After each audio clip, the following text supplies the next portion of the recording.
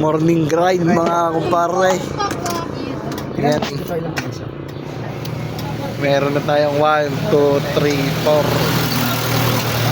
20 lang siya, may 20. 20 lang daw pong siomay pagka naglalike sa vlog ni Tarok. Meron na po tayong 4 na customer.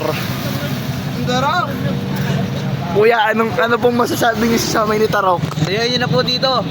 Ang location po ay Santa Tomas, San Pedro. San Pedro. San Fernando lang. Hi kayo sa vlog, Ayan. Boasty. Yan. Homemade jumbo siomay bimbo.